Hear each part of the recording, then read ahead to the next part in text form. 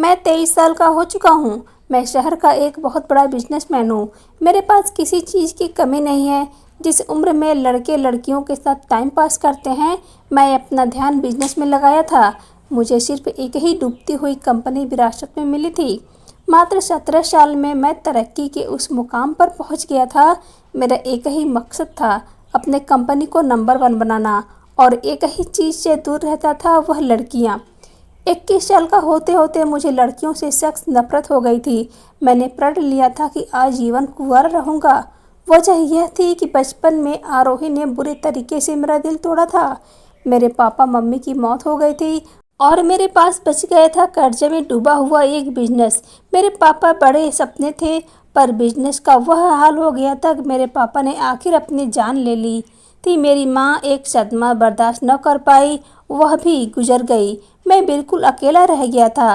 बस मेरे साथ ही मेरी मोहब्बत आरोही, जिसे मैं बेहद प्यार करता था। उस वक्त मात्र 15 साल का था। उसने मेरे दिल को जख्मी कर दिया था। कहा, तुम्हारे पास तो कुछ भी नहीं है। मेरे घर वालों ने मुझे तुमसे मिलने के लिए मना किया है। अभी उसके खिलाफ नहीं जा सकती। आर्यन, तुम मुझे भूल जाओ। जब मुझसे जुदा हो रही थी, मैंने उसके आगे नाक रगड़ी। मैंने उसका हाथ पकड़ लिया। कहा, आरोही, मुझे छोड़कर मत जाओ। मैं बिल्कुल अकेला बेसहारा हूँ। तुमसे वादा करता हूँ कि मैं इस कंपनी को दुनिया का नंबर 1 कंपनी बनाऊंगा। आरोही के आंसू टपक पड़े। शायद उसके घर वालों ने उसे काफ़ी दबाव डाला था, पूरा भला सुनाया था। मेरे पापा विवेक ओबराय और आरोही के पापा रमेश मित्तल दोनों फैमिली दूसरे के बेहद करीब थे। दोनों जिगरी दोस्त हुआ करते थे। पर जैसे ही पापा की मौत हुई, रमेश मित्तल ने अपने मुंह मोड़ लिए थे। आरोही कहने लगी कि आर्यन, मुझे जाने दो। मेरे अपने कुछ सपने हैं। मैं आगे पढ़ना चाहती हूँ, कुछ बनना चाहती हूँ। अभी पापा के खिलाफ नहीं जा सकती। प्लीज़ समझो, और तुम मुझे हो सके तो भूल जाओ। उसकी बातों ने मेरे दिल को बेहद ठेस पहुंचाए थे। मैंने कहा कि आरोही, आज तो मुझे छोड़कर जा रही हो, पर वादा करता हूँ कि इस बिजनेस को दुनिया का नंबर 1 बिजनेस बनाकर रहूँगा। मैं ज़िंदगी भर कुंवारा रहूँगा। तुम्हारा इंतज़ार रहेगा मुझको। मुझे पता है एक न एक दिन तुम मुझसे मिलने ज़रूर आओगी। ऐसा नहीं था कि आरोही देखने में बेहद खूबसूरत थी। वह मोटी गोलू मोलू थी, पर साथ खेलते खेलते मुझे अच्छी लगने लगी थी। जवानी में कदम रखा तो बस उसी का साथ। आज ऑफिस खत्म होने के बाद मेरा दोस्त रोहित मेरे घर आ गया, पर मुझे देखकर सारी जगह बिल्कुल भी पसंद नहीं है, क्योंकि इस सब जगह में मुझे लड़कियां ही लड़कियां नजर आती थी, जो मुझे देखते ही पीछे पड़ जाती थी। मुझे उनसे नफरत है। मैं फाइलों में अपना सिर घुसा लिया तो रोहित कहने लगा, यार, आज वीकेंड है। तुम हर वक्त अब काम करते रहते हो, अपने स्टाफ पर भी दबाव डालते रहते हो। पूरे देश में तुम्हारी कंपनी नंबर 1 है। जबरदस्ती वह मुझे अपने साथ नाइट क्लब आने को कहा। मैं ऑफिस के ड्रेस पहनकर जाने लगा तो उसने कहा, यार, कपड़े तो बदल लो ताकि कोई तुम्हें पहचान न पाए। नाइट क्लब आकर मैं अपनी कार जगह पर पार्किंग कर ही जा रहा था, तभी किसी और लड़की की वहां पर कार लगा दी। यह देखकर मुझे बहुत गुस्सा आया।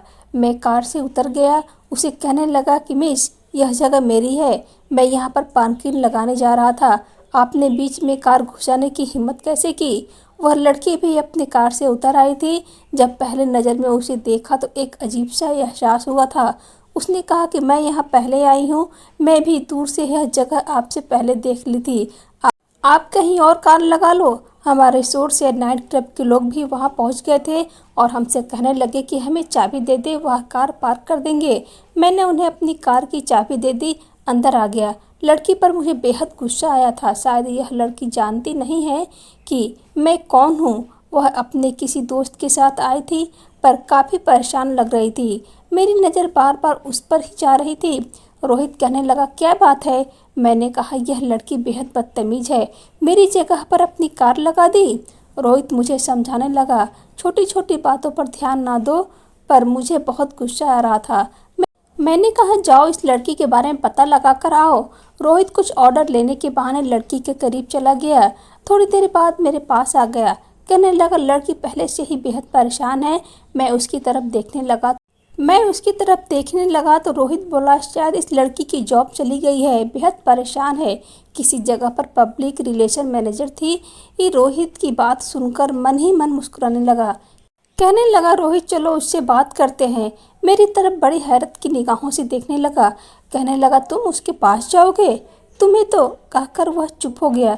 मैंने कहा, बात पूरी करो, यही कहना चाहते हो ना कि मुझे लड़कियों से नफरत है? वह मेरी तरफ देखने लगा। मैंने कहा, इसीलिए जा रहा हूँ, देखो इस लड़की को कैसे सबक सिखाता हूँ। कहकर मैं उसके पास चला गया। कहा, हेलो मिस। वह आपकी बड़ी बड़ी गो कहा, हेलो मिस। वह अपनी बड़ी बड़ी गोल आँखें मेरी तरफ देखने लगी। उसकी आंखों में गौर किया तो उसकी पलकें काफ़ी लंबी थी और घनी थी। बेहद खूबसूरत आंखें थी, बिल्कुल गुड़िया सा चेहरा था।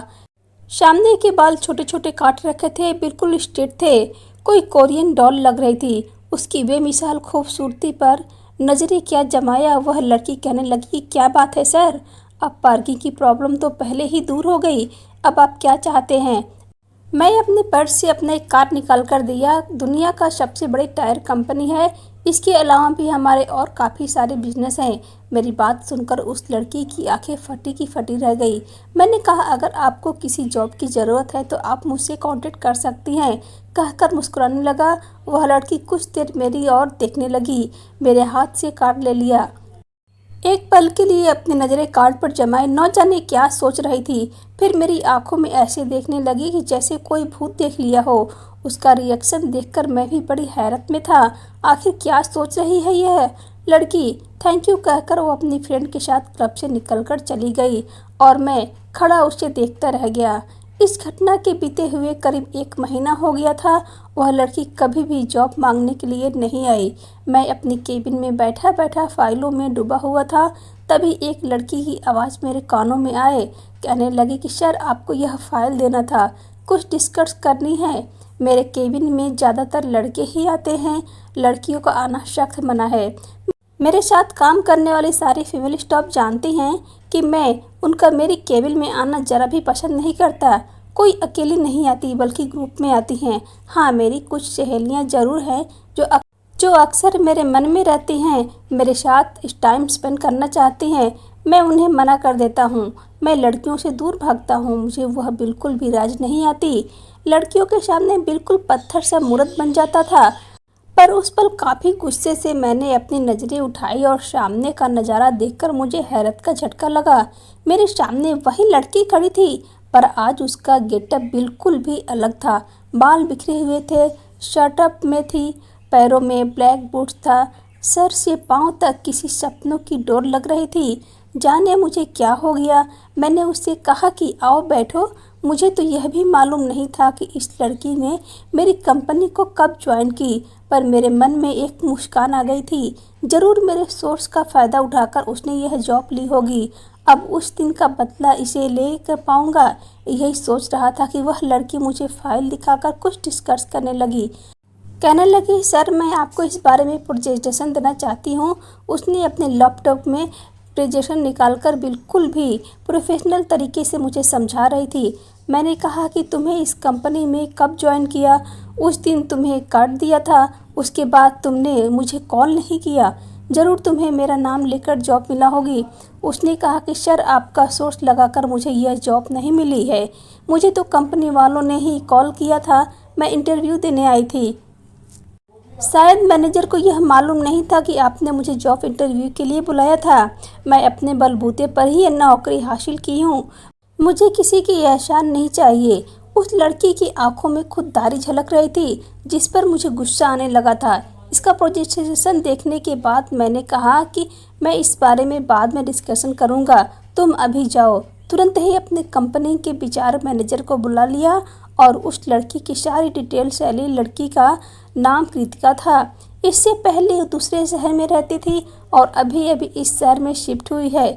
छुट्टी का टाइम में रोहित को बुला लिया और उस लड़की के बारे में सारी बातें बता दी। मैंने कहा कि मैं इसे बदला लेना चाहता हूँ। रोहित कहने लगा कि तुम उस लड़की के पीछे के ऊपर गए हो, वैसे तो लड़कियाँ तुम्हारे पीछे पीछे पड़ी रहती हैं, आखिर क्या बात है आर्यन? मैंने कहा कि लड़कियाँ मेरे पीछे इसीलिए पड़ी रहती हैं क्योंकि मैं पैसे वाला हूँ, नंबर 1 बिजनेसमैन हूँ। मैं जब भी किसी पार्टी में जाता हूँ कोई ना कोई लड़की मेरे पास आ जाती है, पर यह लड़की उन लड़कियों जैसी नहीं है, बहुत खुददार टाइप की है। रोहित हंसने लगा, कहने लगा कि आप समझ में आया, तुम्हारा गुस्सा उस लड़की पर इतना ज़्यादा क्यों है। उसकी तरफ देखने लगा तो कहने लगा क्योंकि वह तुम्हें भाव नहीं देती दूसरी लड़कियों की तरह। आर्यन आर्यन करके पीछे पड़ी नहीं रहती। तुम्हें लड़कियों का अटेंशन अच्छा लगता हो और तब यह लड़की तुम्हें अटेंशन नहीं दे रही है तो तुम्हें उस पर गुस्सा आ रहा है। रोहित के बात में इग्नोर करके मैं उठकर खड़ा हुआ, घर जाने को तैयार हो गया। बाहर निकल ही रहा था तभी मेरी नज़र उस लड़की पर पड़ी। हमारे ऑफिस के एक मेल स्टाफ के साथ वह घर जा रही थी, शायद इस लड़के की कार से जा रही थी। यह लड़का हमारे ऑफिस के बैचलर है, शायद मेरी उम्र का होगा। यह देखकर मेरा गुस्सा और भी बढ़ गया। यह लड़की मुझे यूं अनदेखा कर देती है और दूसरे मेल स्टाफ के साथ कंपनी में ज्वाइन करते हैं, ज़रूर बद किरदार लड़की होगी। अगले दिन ऑफिस आया तो मैंने उसे अपने केबिन में बुलाया। मेरे असिस्टेंट ने कहा कि सर आप उस लड़की को अकेले केबिन में मिलना चाहते हैं। मैंने कहा कि हाँ, मैं उस लड़की से अकेले ही बात करना चाहता हूँ, उसे बुलाओ। वह लड़की लैपटॉप लेकर मेरे पास आ गई, मेरे सामने आकर खड़ी हो गई। वह लड़की कहने लगी सर आपने मुझे बुलाया है। मैंने कहा कि मैं अपनी कंपनी में ऐसी लड़की को जॉब नहीं दे सकता जो लड़की बद किरदार हो। यह बात सुनकर उसे हैरत का झटका लगा था। उसने कहा सर आप क्या कह रहे हो, मेरी कुछ समझ में नहीं आ रहा है। मैंने कहा कि मैं कल तुम्हें विक्की के साथ उसके कार में घर जाते हुए देखा। तुमने अभी अभी कंपनी ज्वाइन की है और कंपनी के मेल स्टाफ के साथ क्या कर रही थी, जान सकता हूँ। मेरी बात सुनकर उस लड़की के चेहरे पर परेशानी नजर आने लगी। कहने लगी सर यह मेरा पर्सनल मामला है, वर्किंग आवर्स के बाद मैं किसी के साथ भी बातचीत कर सकती हूँ, उसके साथ घूम फिर सकती हूँ। मैंने कहा कि हमारी कंपनी की यह रूल नहीं है, यह रूल है कि ऑफिस के बाद एम्प्लॉइज आपस में नहीं मिलते। अगर मेरे रूल पर चल सकती हो तो तुम कंपनी में रह सकती हो, नहीं तो यहाँ से जा सकती हो। वह लड़की मेरी बातों के मानो यकीन नहीं कर पा रही थी, अजीब चेहरा बनाकर कमरे से बाहर जाने लगी। मैंने कहा कि रुको मिस कृतिका, अभी बात खत्म नहीं हुई है। वह रुक गई तो मैं कहने लगा कि आज शाम मेरे साथ तुम्हें चलना है। कल की जो डिस्कशन अभी तक रह गई है वह ताज होटल में तुम्हारे साथ करने वाला हूँ, तुम तैयार रहना अपनी फाइल्स के साथ। उसने जी सर कहा, पर उसके चेहरे में उलझन साफ नजर आ रही थी। मैं मन ही मन मुस्कुराने लगा था। मैं नहीं चाहता था कृतिका मुझे इग्नोर करके विक्की के साथ या किसी और लड़के के साथ घूमे। अगर वह किसी और के साथ घूमे तो वह मेरे साथ ही हो। शाम को मैं कृतिका को कॉल करके कहा कि चलो मैं तुम्हारा इंतज़ार कर रहा हूँ। मैं अपनी कार में आ गया था, देखा कि कृतिका मेरे सामने खड़ी थी। मैंने अपने बगल वाली सीट में उसे बैठने का इशारा किया, वह बिल्कुल खामोश थी। मैंने कहा कि कृतिका तुम काफ़ी मेहनती लड़की हो, बस तुम्हें कंपनी के रूल्स फॉलो करके चलने होंगे, तुम काफ़ी टैलेंट हो। मेरी बात सुनकर उसके चेहरे में मुस्कुराहट आ गई। कहा थैंक यू सर। मैंने कहा कि शायद तुम्हारा घर ऑफिस के काफ़ी दूर होगा।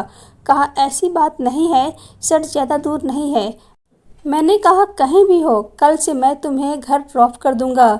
तुम मेरी एम्प्लॉय हो, तुम्हारी जो भी प्रॉब्लम है उसे मैं सॉल्व करूंगा, किसी और से मदद लेने की ज़रूरत नहीं है।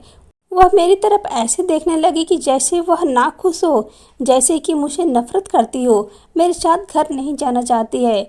मैं उसकी तरफ देखने लगा तो कहने लगी कि सर आपको तकलीफ़ करने की क्या ज़रूरत है, आप कंपनी की सीईओ हैं, मैं खुद ही चली जाऊंगी। ऑफिस के बाहर काफ़ी कम पार्किंग है, इसी वजह से मैं अपनी कार लेकर नहीं आ पाती हूँ, मुझे बस से जाना पड़ता है। इसलिए विक्की ने मुझे कहा था चलो मेरा घर भी उसी रास्ते में है, तुम्हें ड्रॉप कर दूंगा। मैंने कहा कि मेरा घर भी तुम्हारे रास्ते में ही पड़ता है। वह कहने लगी कि सर आपको मेरा घर कैसे मालूम। मैंने कहा कि मुझे अपने स्टाफ के सारे खबर रखता हूँ, हालांकि मुझे ज़रा भी मालूम नहीं था कि उसके घर का एड्रेस कहाँ है। मैंने अपने मोबाइल से अपने एचआर मैनेजर को मैसेज किया और कृतिका के घर का सारा डिटेल मांगा। जब उन्होंने मुझे वह डिटेल भेजी तो मुझे उसके घर का एड्रेस देखकर सोचने लगा यह तो मेरे घर के बिल्कुल उल्टा पड़ता है। फिर भी मैं उसे रोज़ घर ड्रॉप करने के लिए तैयार था। उसके पास किसी और को भटकने नहीं देना चाहता था। कृतिका के साथ होटल चला गया। रूम में आकर उसे प्रोजेक्ट सामने लाने को कहा। वह बहुत ही घबरा रही थी क्योंकि यह बिल्कुल ही प्रोफेशनल नहीं लग रहा था। मैं बस उसे अपने पास रखना चाहता था, उसके साथ वक्त गुजारना चाहता था। ऑफिस के माहौल से दूर मैं कृतिका के साथ, जाने मुझे यह क्या हो रहा था। मुझे लड़कियों से नफरत थी, पर मैं कृतिका के साथ काम करते वक्त मैंने कई बार उसका हाथ टच किया। उसका हाथ पकड़ते ही वह घबरा जाती थी, अपने हाथ पीछे कर लेती थी और मैं उसकी तरफ देख देख कर मुस्कुराता। पूरा प्रोजेक्शन समझने के बाद हमने फैसला ले लिया था कि घर जाने के लिए खड़ी हो गई थी। मैंने कहा कि रुको, अभी तो यहाँ पार्टी शुरू हुई है, मैं खाने का और ड्रिंक का इंतज़ाम करवाता हूँ। मैं होटल के रिसेप्शन में फ़ोन किया तो तुरंत ड्रिंक कर दिया गया था। मैं उसके साथ ड्रिंक लेने लगा। पहले तो वह घबरा रही थी, फिर मेरे साथ पीने लगी। मैं उसके साथ पीता चला गया। तभी अचानक से मैंने उसके गालों को हाथ लगाकर गालों को दबाने लगा। इतनी मुलायम और नाजुक थी। वह मेरी तरफ देखने लगी। मैंने कहा कि कितनी खूबसूरत हो तुम। उसके चेहरे पर घबराहट और शर्म थी, लेकिन नशे में थी। तुम मुझे मना भी नहीं कर पा रही थी। अचानक उसने मेरे हाथों पर अपना हाथ रख दिया। कृतिका कहने लगी कि सर, आप मेरे बॉस हैं, मुझे मुश्किल हो रहा है। नशे में इस कदर डूबा हुआ था कि हर हद पार करने को चाह रहा था, पर 1 इंच की दूरी दूर न कर सका। ऐसा लग रहा था कि उसके होठों में मेरे होठ मिले, दूर हो, मंजिल तक पहुंच न पाए। उसके सहारे ही चलने लगा था। उससे ज़्यादा नशा मुझसे छाया हुआ था, क्योंकि उसने शराब कम पी थी। उसे घर ड्रॉप करके मैं अपने घर के लिए निकल गया, पर अब वही मेरे ख्याल में थी। रोहित को कॉल करके मैंने कहा कि मेरे दिल में अब कोई जोर नहीं चल रहा। मैं कृतिका को अपने साथ होटल में ले गया था। यह सुनकर तो रोहित को बड़ा झटका सा लगा। तुम तो आरोही से प्यार करते थे, जिंदगी भर कुंवारा रहने का प्रण लिया था। मैंने कहा कि कृतिका मुझे अच्छी लगने लगी है, उसे किसी और के साथ नहीं देख सकता। मैंने कहा कि यार, तुमसे कल बात करता हूँ। उसी के ख्यालों में नींद के आगोश में चला गया। ऑफिस गया तो सीधे कृतिका के पास चला गया, क्योंकि अब उसके बिना बेचैनी सी छाने लगी थी। लेकिन वहाँ का नज़ारा देखकर मुझे हैरत का झटका लगा। कृतिका की सीट बिल्कुल विक्की के पास थी। दोनों हंस हंस कर बातें कर रहे थे। यह देखकर मैं आग बबूला हो गया। मन कर रहा था कि विक्की को अभी के अभी कंपनी से निकाल दूं, पर ऐसा नहीं कर सकता था। कृतिका को देखकर कहा, मेरे केबिन में आ जाओ। विक्की और कृतिका मुझे देखकर बिल्कुल खामोश हो गए थे। जैसे ही वह मेरे केबिन में आए, मैं उन पर बरस पड़ा। कहा, विक्की और तुम्हारे बीच में क्या लफड़ा चल रहा है? तुम्हारा बॉयफ्रेंड है क्या? मैं तो तुम्हें पहले ही कहा था कि इस लड़के से दूर रहो। तुम्हें मेरी बात समझ में नहीं आती? बताओ किस तरह से मैं तुम्हें समझाऊं? उसने कहा कि सर, आप क्या कह रहे हैं? हम तो दोनों बातें कर रहे थे। मैंने कहा कि तुम दोनों क्या बातें कर रहे थे? देखो, मैं देख चुका हूँ कि तुम लोग किस तरह से बातें कर रहे थे। मैं अपने काम के एम्प्लॉयज़ के पैसे नहीं देता। आपस में गुलशन उड़े, ऐसे ही मेरी कंपनी नंबर 1 पोजीशन पर नहीं पहुँची है। मेरी बात सुनकर उसकी आंखों में आंसू आ गए थे। बहुत ही गुस्से से बदतमीजी के साथ मैंने उससे बात की थी, और उसकी आंखों में आंसू देखकर न जाने क्यों मेरा गुस्सा ठंडा पड़ गया था। मैं उसे दुख नहीं देना चाहता था। मैंने उस बेचारे के साथ न जाने ऐसा क्यों किया। मैंने आज तक किसी भी लड़की के साथ ऐसे बिहेव नहीं किया था। इनफैक्ट मुझे किसी भी लड़की के पर्सनल लाइफ में कोई मतलब ही नहीं रहता था। मुझे एहसास होने लगा था कि मुझे इसे खोने का डर है। जिस तरह से कभी आरोही मुझे छोड़कर चली गई थी, कहीं कृतिका भी खो न जाए। मैं कृतिका को खोना नहीं चाहता था। मैं उसके करीब चला गया, उसके हाथों को पकड़ लिया, कहने लगा कि कृतिका, मुझे माफ़ कर दो। तुम्हारे साथ ऐसे बिहेव नहीं करना चाहता था। कभी किसी लड़की के साथ ऐसा बिहेव नहीं किया। तुम चाहो तो पूरे ऑफिस में पूछ सकती हो। मैं जानबूझकर तुम्हें तकलीफ नहीं देता। ना जाने मुझे क्या हो जाता है। उसने कहा कि आप पार्किंग वाली बात पर गुस्सा मुझे निकालते हैं ना, मैं यह जॉब छोड़ देती हूँ, तब जाकर शायद आपको चैन मिले, कहकर रोने लगी। मैं उसकी बातें सुनकर टूटने लगा था। मैंने कहा कि नहीं नहीं, ऐसा नहीं कर सकती। मैं तुम्हें सब एक्सप्लेन करूँगा, तुम मेरे साथ चलो। मैं उसे लेकर जाने लगा, तभी मेरी नज़र रोहित पर पड़ी। रोहित हम दोनों को देखने लगा, मन ही मन मुस्कुरा रहा था। मैंने कहा कि रोहित, तेरा दांत तोड़ दूंगा, पहले ही तू बहुत परेशान हो और इस तरह से मुझे देखकर मत मुस्कुरा। कृतिका मेरे पीछे पीछे आ रही थी। मैं उसे लेकर सीधे अपने घर आ गया। मैं उसका हाथ पकड़ लिया, घुटनों के बल उसके सामने बैठ गया और फिर अपनी ज़िंदगी की सारी दास्तां बयां कर दी। उसे सब कुछ खुलकर बता दिया। कहने लगा कि तुम्हें बहुत पसंद करने लगा हूँ। पहली बार ऐसा हुआ है कि किसी लड़की को किसी लड़के के साथ देखकर मुझे गुस्सा आने लगा है। मुझे कुछ भी समझ में नहीं आ रहा है, आखिर मेरे दिल को क्या हुआ है। मेरी कहानी सुनते सुनते उसकी आंखों में आंसू आ गए। कहने लगी कि सोच भी नहीं सकते कि आपने 15 साल की उम्र में इतनी मेहनत करके अपने बिजनेस को खड़ा किया, और वह भी सिर्फ इसलिए क्योंकि आप आरोही से मोहब्बत करते हैं। मैंने कहा कि आरोही से मोहब्बत करता था, पर शायद अब तुमसे करने लगा हूँ। मैं बहुत अकेला हूँ, तुम भी साथ नहीं दोगी तो मैं बिल्कुल ही टूट जाऊँगा। उसने आकर पकड़ लिया। कहने लगी कि आप मेरे बराबर में आकर बैठे हैं। जब मैं आपको पहली बार देखा था तो आपको अमीर बाप का बिगड़ा औलाद ही समझा था। आपसे बात करके हर वक्त मुझे एहसास होता था कि आप घमंडी और बिल्कुल गलत इंसान हैं, इसीलिए आपसे दूरी बनाए रखती थी। आप मुझे पहली ही नज़र में पसंद आ गए थे और मैं आपके रूप पर फिदा हो गई थी। पर मुझे हिम्मत ना हुई, मैं अपने जज्बात आपको कभी ना दिखा पाई, क्योंकि मैं किसी घमंडी इंसान के साथ अपनी ज़िंदगी के तार नहीं जोड़ना चाहती थी। पर आज मैं आपका वह नरम रूप देख लिया, मैं आपको बिल्कुल भी नहीं छोड़ सकती। कृतिका की बातों से मेरे दिल में गुदगुदी सी होने लगी थी। उसकी बातें मेरे दिल को छू गई थी। उसने कहा कि मेरी भी दुनिया में कोई नहीं है। मेरी माँ तो बचपन में ही छोड़कर चली गई थी और अभी 3 महीने पहले ही मेरे पापा की मौत हो गई। यही यही वजह थी मैं उस शहर को छोड़कर, उस जॉब को छोड़कर यहाँ चली आई, क्योंकि मेरे लिए वहाँ पर जी पाना बहुत मुश्किल था। मेरे पापा की मेरे दिल में ढेर सारी यादें हैं। मैंने उसका हाथ पकड़ लिया, कहा कि मुझसे शादी कर लो, मैं तुम्हें हमेशा खुश रखूँगा। उसने मुझे गले से लगा लिया और आज हम दोनों शादी करके बहुत खुश हैं। आरोही मेरे दिमाग और दिल से बिल्कुल ही निकल चुकी है, क्योंकि जो लड़की मेरे बुरे वक्त में मुझे छोड़कर चली गई, उस लड़की के लिए मेरे दिल में, मेरे दिमाग में कोई भी जगह नहीं है। आज कृतिका के साथ मैं अपनी खुशहाल ज़िंदगी जी रहा हूँ। हम दोनों अपने जीवन में बहुत खुश हैं। दोस्तों, आपको हमारी ये कहानी कैसी लगी ज़रूर बताइएगा। दोस्तों, हमारी कहानी को लाइक, शेयर और हमारे चैनल को सब्सक्राइब ज़रूर कीजिएगा।